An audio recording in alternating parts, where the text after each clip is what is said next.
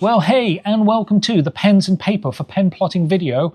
And that was actually slightly harder to say than I was suspecting. This was going to be two videos, one about pens, one about paper, but I decided it makes more sense to bundle them together because of the way pens and paper interact. It's actually kind of important. And between you and me, I suspect over the long term, this video is going to get the most views out of all of these videos. Because the question I get asked the most is, hey Dan, which pen should I use for pen plotting? What's the best pen? And everyone's searching for the perfect pen. There isn't one single one, but I think there are some pens that are a lot better than others. And once again, against the YouTube video editors and creators secret policy, where they say, put the answer right at the end of the video, I'm going to tell you up front right now, the 6 pens and the 3 papers to get. Might only be 5 pens, we'll find out. So here are the answers. And then I'll explain how we got there and why they may or may not be right, and then all the nuances. And then at the end, we'll have some special cases. Let's do that. So onwards, these are the pens that you should get. Quick heads up before we start, I am really bad at pronouncing things. I will get manufacturers' names wrong, I will get pen names wrong, I'll pronounce them all wrong. Don't worry, there should be a link down below to penplotter.com. There's a resources section on there. There's links to all of these pens. So everything I say here, you will find down there, spelt correctly, maybe not pronounced correctly. The first pen you're probably going to get is a Sakura Pigment Micron pen. It's a technical pen. It's got super fine lines. They're really great. Everybody loves these pens. We're going to make this quick. Let's go on to the next one. Second, the Stabilo. Okay, enough of that. The Stabilo .88 colourful pens. You're probably going to move on to these. Get some colour in there. Highly recommend these. These are great. Lots of people use them. The hexagonal shape makes it slightly annoying to align the pens up when you change colours, but we'll get onto that in a couple of videos time. So that's pen number 2. Pen number 3. Actually, this is a 2 for 1. After exploring all those pens, people go, hey, white ink is cool. We'll get onto that in a tick. So these are the Sakura, again, Jelly Rolls. These are the Jelly Roll White. They come in all sorts of other colours as well, and metallics and things like that. People swear by these. I also use these ones here, which are the Uniball UM120NM, I think like that. Again, the links are down below. I use metallics instead of white, although they do have white. And the reason for that is I think these are temperature dependent, and I'm in a very cold studio. Some people say they have no problems with these ones. I think these need to be in a warmer environment. I have better luck with these ones. Some people say these are terrible and these are great. Anyway, that's by the by. White pens, either the Uniball or the Jelly Roll for that. Okay, swiftly on to number 4. This is a little bit of an odd choice, but this is the Uniball I pen. I use the fine and I use the micro.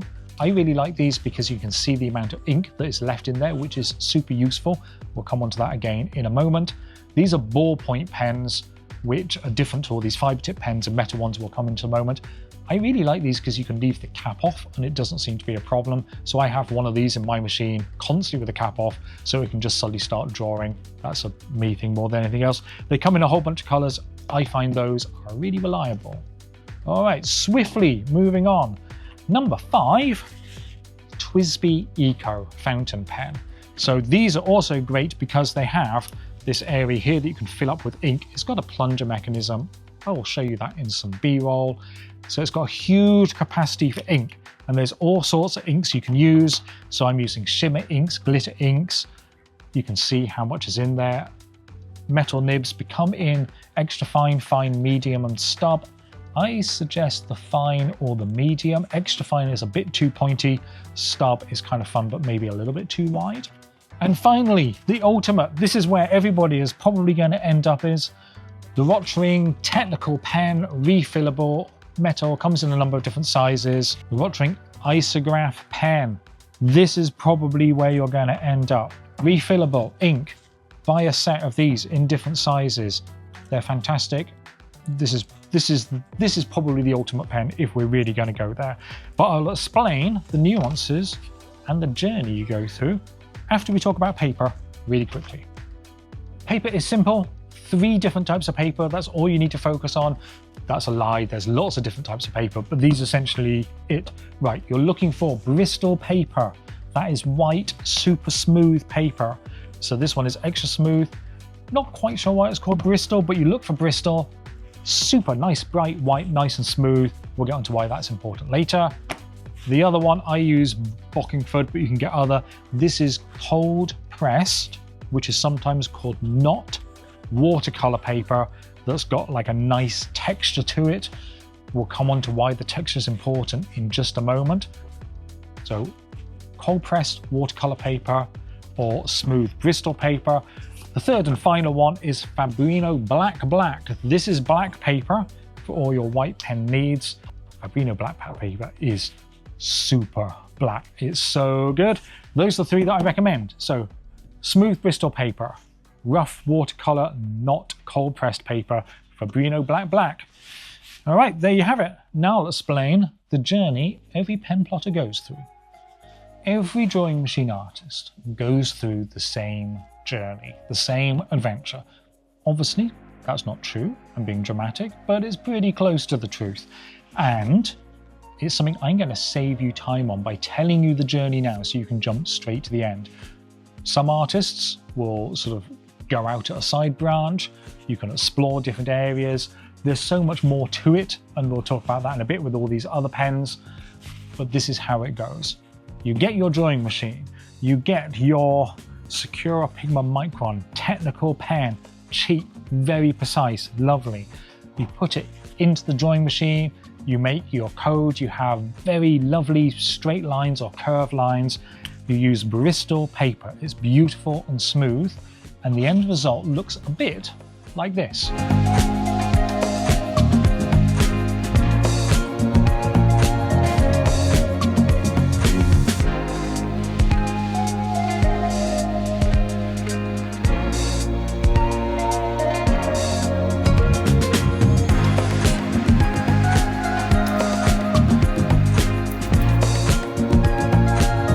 Cool, it's finished. It's a bit exciting, but you know what? Kind of just looks like I printed it on a normal printer. Let's try some color. Yeah, let's do that. So you're marveling at the precision of it, how fantastic it looks as it draws, and you're super excited about it. And then you show it to somebody else and they're like, huh? All right. And that's because it looks exactly like something you could print out of a normal printer. Super fine, precise black lines on super smooth paper. That comes out of a laser printer. That comes out of like an inkjet printer. It doesn't seem anything special, even though you know your code has generated it, you've watched it draw it. The moment it finishes, you're like, oh, it's a bit boring, isn't it? I'll switch to something else. So that is the first step in your journey. So then you're like, I know what's wrong, what's missing, it's color. And that's when you grab your color pens and you're like, this is fantastic, this is amazing. I can send them through, I'm going to do them on Bristol paper, and they look different because when the colors overlap, the inks interact, you can start moving away from what you can print on a normal printer. You're like, oh, this is proper pen, this is good. Here we go, some more. Which is kind of awesome because we have all these colors that go over the top of each other. But at the same time, it's a little bit like we just printed it on a color printer. You know what you can't do on a normal computer printer, a laser printer. That is use black paper with white ink. So I'm going to do that. I'm going to grab a white pen, one of these, and I'm going to get some black paper, and it's going to be the coolest thing you've ever seen. And then you do it, and then you end up on Reddit or somewhere else going, why doesn't my white ink work?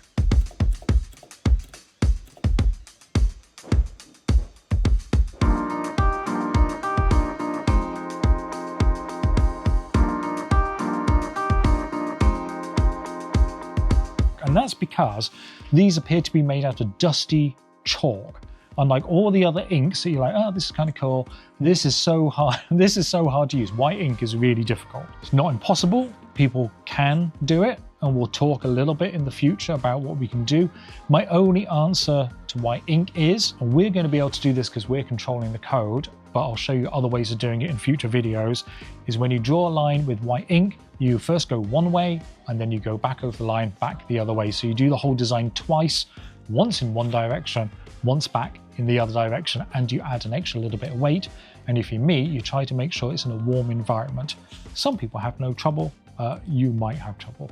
Which is why I put the white pens together with the metallics, because I reverted to just using metallic silver, because you still get that, hey, you can't do that on a normal printer effect. Silver on black is kind of similar to white. It's not quite as bold, but it is that sort of impossibleness. And the metallics go down a lot better than the white. Try the white, go for it. It's really difficult. I would suggest switching to metallics.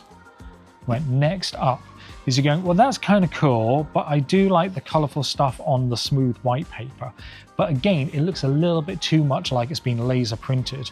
What you really can't do and what makes it look real classy, if you start using watercolor paper, because it's nice and rough, it's got this texture to it, this paper looks classy and like you're a proper artist. And although I'm being a little bit facetious with that, it actually does bring an extra level of quality to the work you're doing. It's nice and thick. You can do cards. You really can't stick this stuff through the laser printer particularly easily. But that's when you make your next discovery, when your super fine pens like this, or your colorful ones like this, are fiber tipped. They've got these small fibers here, and the textured paper chews up these fiber tips like nobody's business. You'll have these super fine lines when they start, and by the time it gets to the end design, the fiber tip is all chewed up. You've basically ruined your pen. Ooh, wibbly transformation. There's not a good way of transitioning into this, but I'll just show you. So these are some Pigma Micron pens. These are brand new. If I grab one out, this is a 0.15 millimeter nib. It's a fiber tip. Let me see if I can get that here. That's roughly in focus. So that's before it's done anything. And now I'm going to put it in the plotter and plot 571 lines on rough waterpaper paper. And we'll have a look at what the nib looks like afterwards.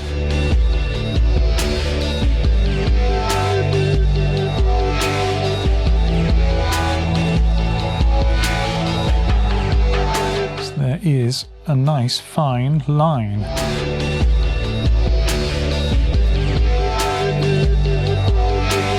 And that's going to take about an hour and 20 minutes to draw lines all the way down there. And we'll come back and see how it's doing soon.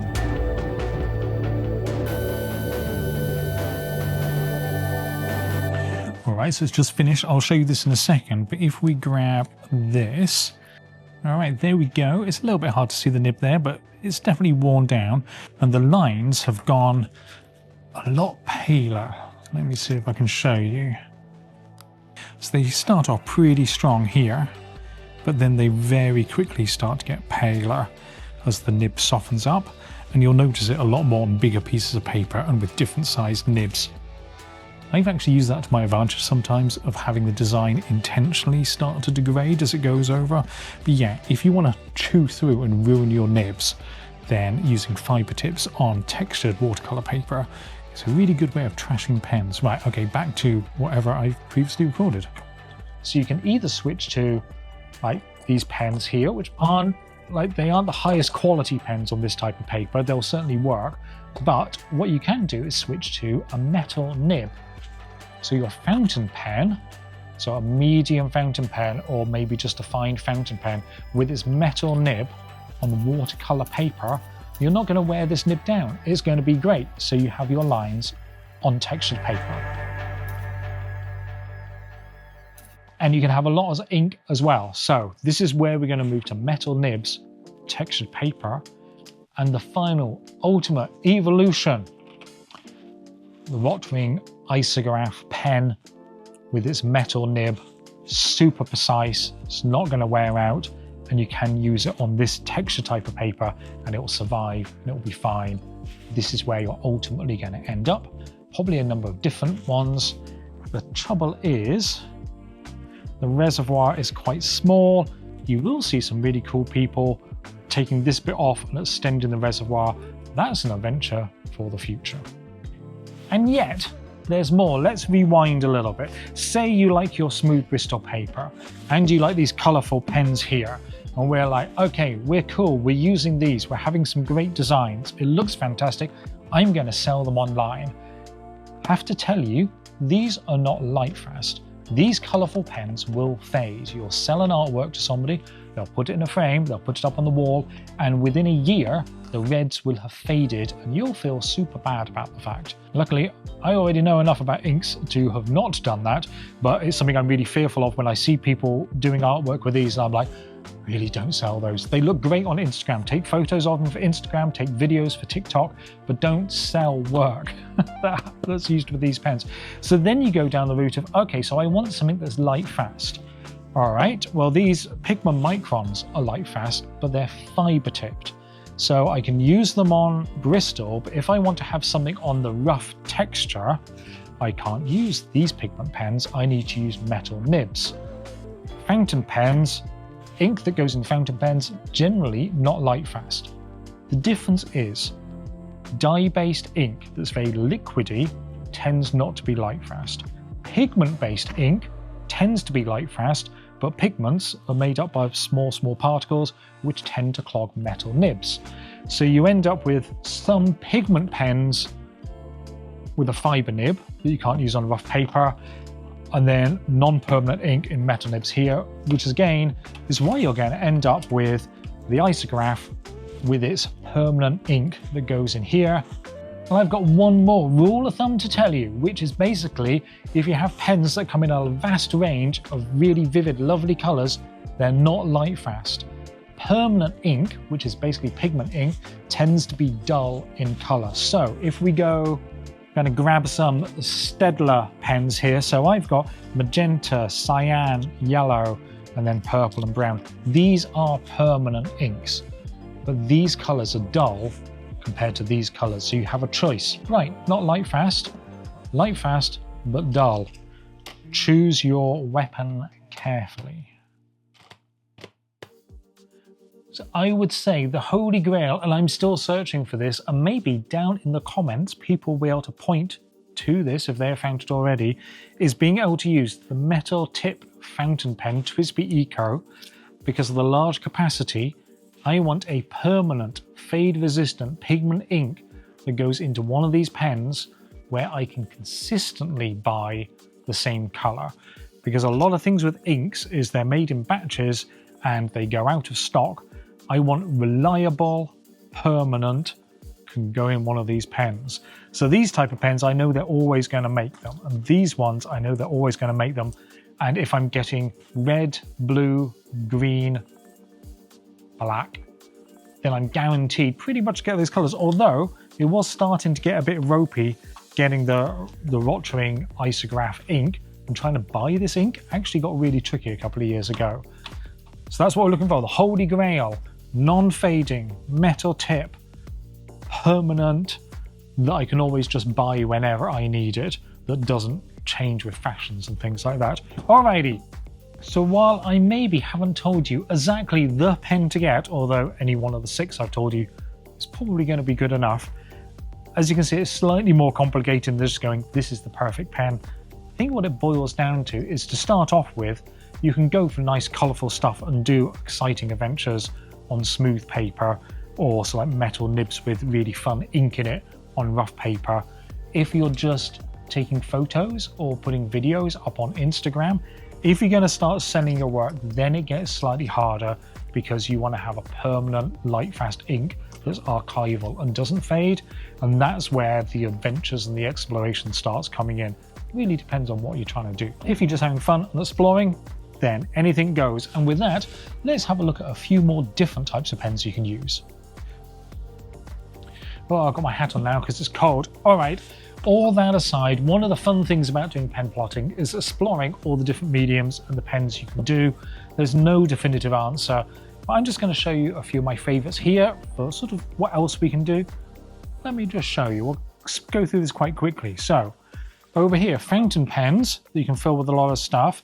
I really like these shimmery type of inks here, where it's got all these little glittery particles in. Those are really fun. So these are kind of okay if you're sending postcards to people, or like these fade like nobody's business. But if you're just sending stuff for fun or taking photos of for Instagram, then playing with all these different fountain pens ink is super exciting. Good fun thing to do. Here's another one. This is UV, This is UV ink, so you can stick this in your fountain pen, and then this glows under UV. I've sometimes mixed that with white ink to get ultra bright white ink, so you can have fun with sending secret messages to people or stuff that glows under UV light. There's that, of course. Brushes, I'm not going to get into painting with the drawing machine, not yet anyway. I'm focusing on pens and paper, but paintbrushes is obviously a thing that you can do. Over here, these Posca pens, I bought these ages ago, and I thought they'll be great on black paper, but one of the problems is that as it draws, it needs to reprime. So over here, you need to kind of pump it like this to get the ink flowing, and then after a while, after drawing a certain length, you need to do it again. People have kind of solved it, but it's not the most straightforward thing. You can't just get a design, send it to the drawing machine with this pen in, and then hope that this doesn't run out. You'll need to stop and reprime it at some point. I'm playing with the art frame at the moment with a variation on that, but you could grab these. I'm thinking they're going to be fun, and they turn out to be a pain in the ass because they kind of are. Over here, the big pot of brush pens. Brush pens are a lot of fun. You can put all sorts of different ink in there, and you get nice effects when you're going with a brush pen. Again, the ink that you put in it can be permanent or not permanent, and we'll get onto a little bit of brush pens later. I'll show you that, but brush pens are always fun. Got a whole big supply of them here. Let me just spin the lid off here. We'll have a go at these in a tick. So these are parallel pens, which have a very wide nib.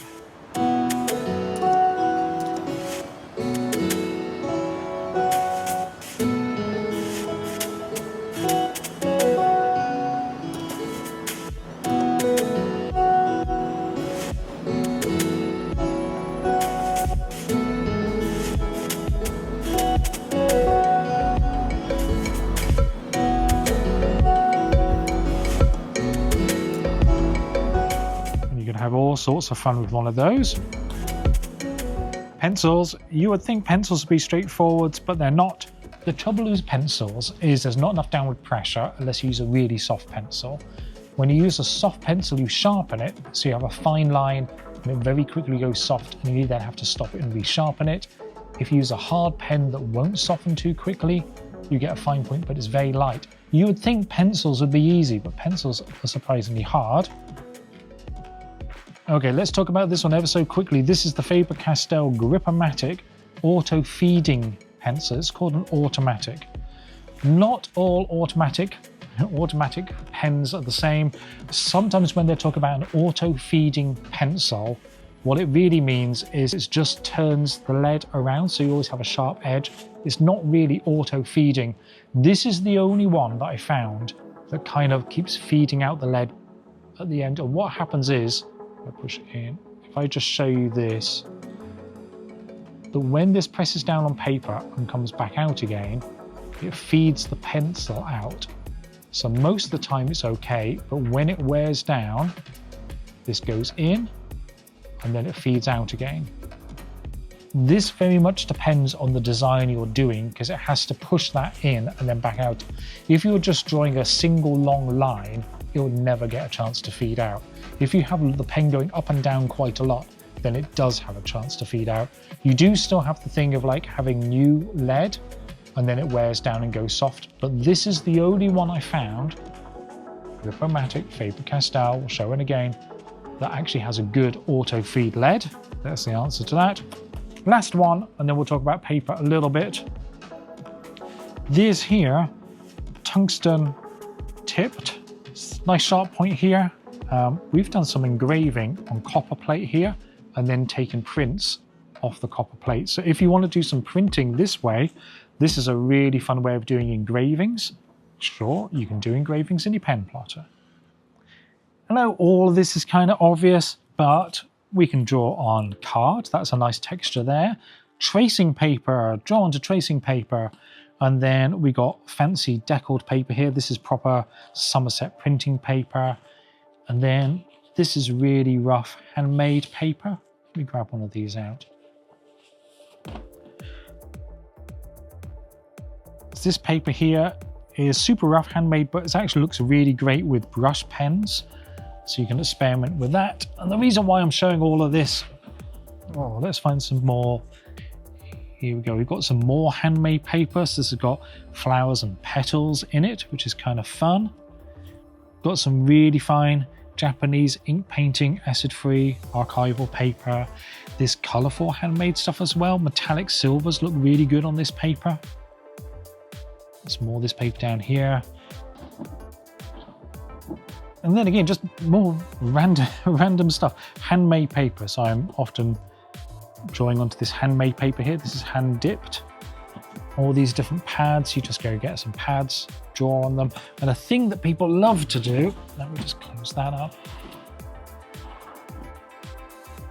is grabbing a pad. So here's an A5 pad, and then pen plotting in a pad is a really fun, excellent way of doing pen plotting as well. Grab yourself a notepad and put experiments in there, and that's fun. I've got these old computer punch cards as well, and then did some pen plotting on computer punch cards. You've got a great fun future ahead of you of trying out lots of different pens and paper. Hopefully this has given you an insight and some starters on where you should go. And hopefully I've also managed to save you a little bit of time by shortcutting you through that first journey that all pen plotters seem to go through of going, I love these colourful pens. Oh my goodness, rough paper chews the nibs up. I'm going to move to metal pens. I love these fountain pen inks. Oh, they fade after 6 months. I need to find some permanent ink. That is probably the most important journey. All right, I think that's going to do it for paper and pens. The next video is going to be a short one where we're weirdly going to talk more about paper. We're going to talk about the anatomy of a piece of paper. Should be fun.